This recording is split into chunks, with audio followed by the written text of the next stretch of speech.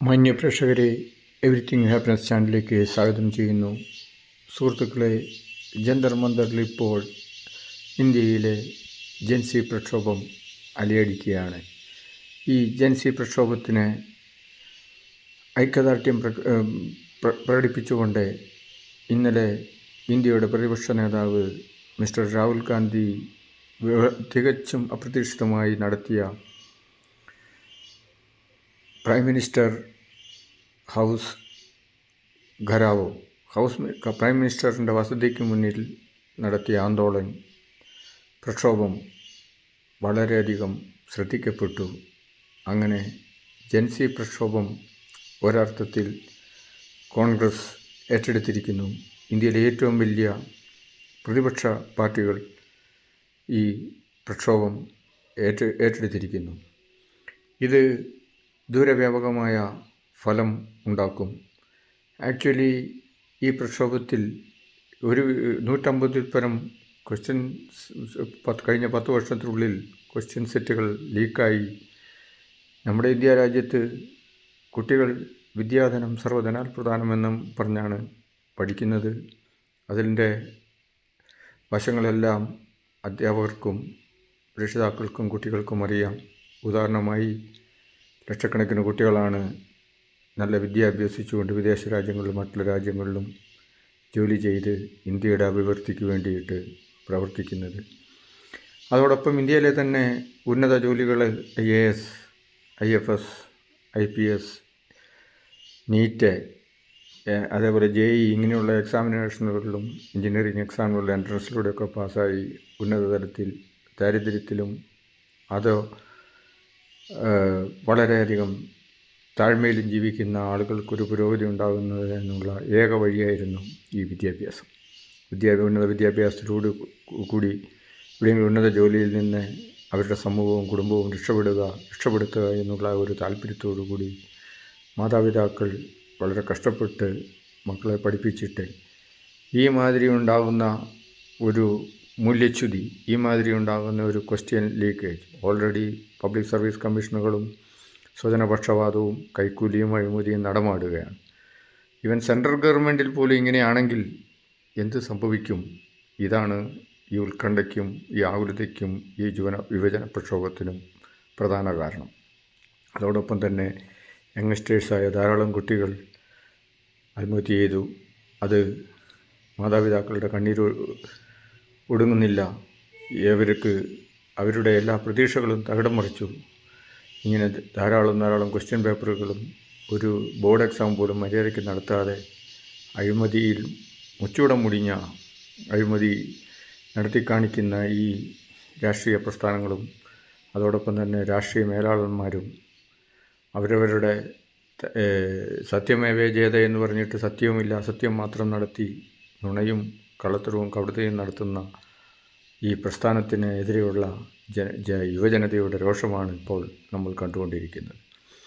ഇത് പിടിച്ചാൽ കിട്ടാത്ത മാതിരി ഇത് ഗവൺമെൻറ്റിനെ ഉലയ്ക്കും. ഗവൺമെൻറ് എത്രയും പെട്ടെന്ന് തന്നെ, ഒരു വിദ്യാഭ്യാസ മന്ത്രി പോയാൽ കോടിക്കണക്കിന് ജനങ്ങളുള്ള ഈ നാട്ടിൽ എത്രയോ വിദ്യാഭ്യാസ മന്ത്രിമാർ വരും. കണ്ടീഷൻസ് അംഗീകരിച്ചുകൊണ്ട് ഗവൺമെൻറ് യുവജനങ്ങളുടെ ശബ്ദത്തിന് ചെവി കൊടുക്കുകയാണ് വേണ്ടത്. ഇപ്പോൾ എല്ലാ രാഷ്ട്രീയ പാർട്ടിക്കാരും യുവജനങ്ങളെ വെറുപ്പിക്കാൻ ആരും തയ്യാറില്ല. ഇപ്പം ഭരിക്കുന്ന പാർട്ടി ഒഴിച്ച് ബാക്കി എല്ലാവരും അവരെ ചേർത്ത് പിടിക്കുന്ന രംഗമാണ് കാണുന്നത്. ഓൾറെഡി കോൺഗ്രസ് പാർട്ടിയും മറ്റുള്ള ലെഫ്റ്റ് പാർട്ടികളും ചെറുകിട പാർട്ടികളും അകാലിദളും സിഖ് പാർട്ടികളുമൊക്കെ തന്നെ അവരോട് ഐക്യദാർഢ്യം പ്രഖ്യാപിച്ചു കഴിഞ്ഞു. ഇന്ത്യ എന്ന് പറയുന്നത് യുവജനങ്ങളുടെ ഒരു നാടാണ്. അത് ഓൾറെഡി വയസ്സന്മാരുടെ നാടായി മാറിക്കൊണ്ടിരിക്കുകയാണ്. എങ്കിലും യുവജനങ്ങളുടെ നാടാണ്. ഇന്ത്യയുടെ പ്രതീക്ഷ യുവജനങ്ങളിലാണ്. വൈവിധ്യത്തിലെ ഏകത്വമാണ് ഇന്ത്യയുടെ കാതൽ. അതിനെ എല്ലാ കാലത്തും ജാതിയും മതവും പറഞ്ഞ് ബ്രിട്ടീഷുകാർ വിഘടിപ്പിച്ച് ഭരിച്ച മാതിരിയുള്ള തന്ത്രമൊന്നും ഇന്നത്തെ മോഡേൺ തലമുറയിൽ നടക്കുകയില്ല. ജാതിയും മതവും ഒന്നും രക്തദാനത്തിനോ അവയവദാനത്തിലോ ഒന്നും ആർക്കും ഒരു പ്രശ്നമല്ല. അവിടെ ഒന്നൊരു പ്രശ്നമില്ല. കള്ളത്തരങ്ങളും കാപട്യങ്ങളും ദുരാരോപണങ്ങളും ദുർപ്രചരണങ്ങളുമെല്ലാം ഇന്നത്തെ തലമുറയ്ക്ക് നന്നായിട്ട് മനസ്സിലാകും. അതിനാൽ ഗവൺമെൻറ് എത്രയും പെട്ടെന്ന് ഓൾറെഡി അതിഭയങ്കരമായ ഒരു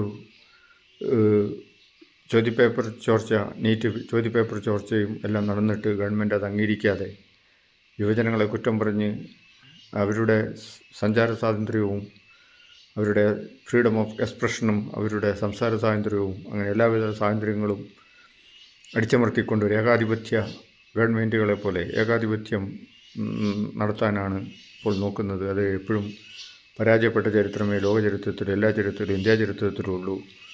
ഏകാധിപതികളായിട്ട് ബ്രിട്ടീഷുകാർ ഭരിച്ചു, അവർക്ക് നാടുവിടേണ്ടി വന്നു. രാജാക്കന്മാർ ഭരിച്ചു, അവർ തോൽപ്പിക്കപ്പെട്ടു.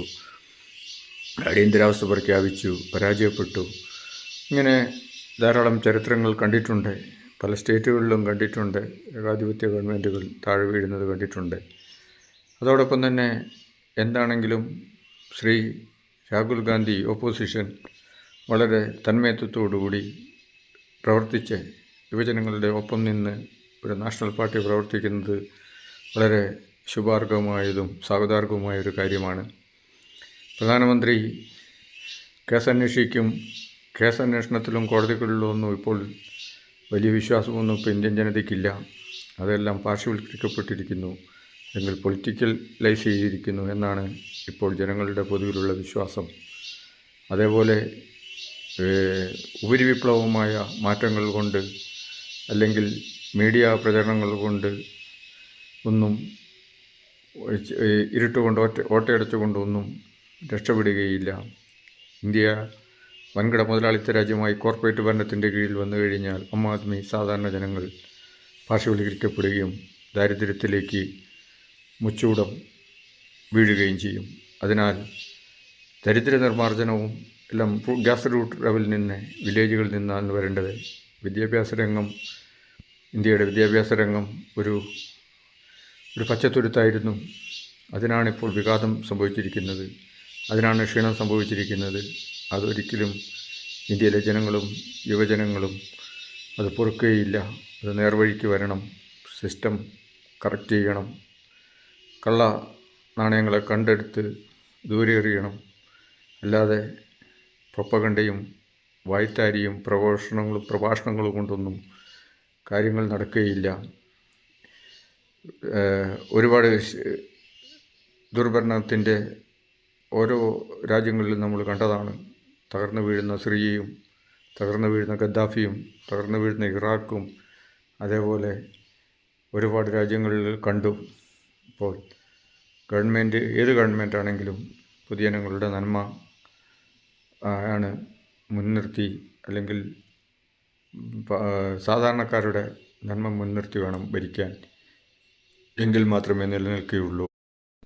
സുഹൃത്തുക്കളെ, ഇന്ത്യയുടെ ജനകീയ പ്രക്ഷോഭം എല്ലാ ഡിസ്ട്രിക്റ്റുകളിലേക്കും എല്ലാ സ്റ്റേറ്റുകളിലേക്കും ഇപ്പോൾ പടർന്ന് പന്തലിക്കുകയാണ്. നാളെ എല്ലാ ഡിസ്ട്രിക്റ്റ് തലപ്പത്തും നാളെ പ്രക്ഷോഭണം നടത്താൻ വേണ്ടിയിട്ട് ഓൾറെഡി ആഹ്വാനം ചെയ്തിരിക്കുകയാണ്. അങ്ങനെ സമരം പടർന്നു വന്നിരിക്കുകയാണ്. സെൻട്രൽ ഗവൺമെൻറ് ഇപ്പോൾ ബുദ്ധിമുട്ടിലായിരിക്കുകയാണ്. ഓൾറെഡി ചർച്ചയ്ക്ക് വേണ്ടിയിട്ട് CJPയോട് വരാൻ പറഞ്ഞു. അവർ തള്ളിക്കളയുകയാണ്. അതോടൊപ്പം പ്രതിപക്ഷ പാർട്ടികളും സിനിമാ നടന്മാരും സിനിമാ ലോകവും അതേപോലെ യുവതലമുറയും ബുദ്ധിജീവികളും എല്ലാം തന്നെ യുവാക്കളുടെ ഒപ്പമാണ്. കാരണം അവരുടെ സൈഡിലാണ് റൈറ്റ്സ്. ഇന്ത്യയിലെ എക്സാമിനേഷൻ സിസ്റ്റം അല്ലെങ്കിൽ ഇന്ത്യയിലെ ടോട്ടൽ കറപ്ഷൻ, അതിനെതിരായിട്ടാണ് ഈ ശബ്ദം മുഴങ്ങുന്നത്. അത് ഗവൺമെൻറ്റിന് കണ്ടില്ലെന്ന് നടിക്കാൻ പറ്റുകയില്ല. ശക്തമായ ഫോഴ്സിനെ വിന്യസിച്ചുകൊണ്ടും ശക്തമായ അടിച്ചമർത്തലുകൾ നടത്തിക്കൊണ്ടും സമരം നേരിടാം, CJPയുടെ സമരം നേരിടാം എന്നാണ് ഗവൺമെൻറ് കരുതുന്നത്. ഗവൺമെൻറ് ഇത്രയും നാൾ അവഗണിച്ചു, മിണ്ടാണ്ടിരുന്നു, ചർച്ചയ്ക്ക് വിളിച്ച് അവരെ വെയിറ്റ് ചെയ്യിപ്പിച്ചു. ഇപ്പോൾ ചർച്ചയ്ക്ക് പോകാൻ തയ്യാറല്ല. അതുപോലെ മറ്റുള്ള പ്രമുഖ രാഷ്ട്രീയ പാർട്ടികളും ഇത് സമരം ഏറ്റെടുത്തു. അങ്ങനെ കോക്രോച്ച് ജനതാ പാർട്ടി സമരം ഗവൺമെൻറ്റിനെ ആകെ തന്നെ ബുദ്ധിമുട്ടിലാക്കിയിരിക്കുകയാണ്. ആയിരക്കണക്കിന് ജനങ്ങളാണ്, യുവജനങ്ങളാണ്. ഇതേപോലെ ഒരു യുവജന പ്രക്ഷോഭം ഇന്ത്യ മഹാരാജ്യം കണ്ടിട്ടുണ്ടാവില്ല.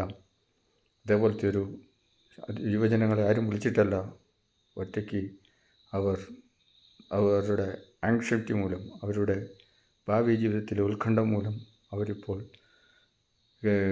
ന്യൂഡൽഹിയിലേക്ക് പ്രവഹിച്ചുകൊണ്ടിരിക്കുകയാണ്. അവർ പാർലമെൻറ്റ് മാർച്ച് അത്യാഹിതമുണ്ടാകരുത്, ഇന്നസെൻ്റായിട്ടുള്ള ലൈഫ് നഷ്ടപ്പെടരുതെന്നും കരുതി അവർ തടഞ്ഞതാണ്. അല്ലെങ്കിൽ ഇതിൽ കൂടുതൽ അത്യാഹിതങ്ങളും യുവജനങ്ങളുടെ ജീവൻ നഷ്ടപ്പെടുമായിരുന്നു. ഇനി അങ്ങനെ ഉണ്ടാവില്ല എന്നാണ് പറയുന്നത്. ഗവൺമെൻറ് എത്രയും പെട്ടെന്ന് സത്വരമായ നടപടികളെടുത്ത് കറക്റ്റായിട്ടുള്ള ആൾക്കാരെ, റെസ്പോൺസിബിളായ ആൾക്കാരെ മാറ്റിക്കൊണ്ട് ഈ സമരം അവസാനിപ്പിക്കും എന്ന് നമുക്ക് വിചാരിക്കാം. എനിവേ, ഇതൊരു ദിശാസൂചികയാണ് എല്ലാ ഗവൺമെൻറ്റുകൾക്കും സാമാന്യ ജനങ്ങളെ, ആദ്മികളെ, സാധാരണക്കാരെ, പാവങ്ങളെ അല്ലെങ്കിൽ യുവജനങ്ങളെ അവഗണിച്ചുകൊണ്ട് ഫോഴ്സിൻ്റെ ബലത്താൽ ഗവൺമെൻറ്റിന് ഭരിക്കാൻ കഴിയില്ല, നിയമത്തിൻ്റെ ബലത്താൽ ഭരിക്കാൻ കഴിയില്ല എന്നുള്ളതിനൊരു തെളിവാണിത്. നന്ദി, നമസ്കാരം സുഹൃത്തുക്കളെ. Captain grand master Shaji Mathew. Like ചെയ്യുക, കമൻറ്റ് ചെയ്യുക, ഷെയർ ചെയ്യുക. Thank you. ഔട്ട്.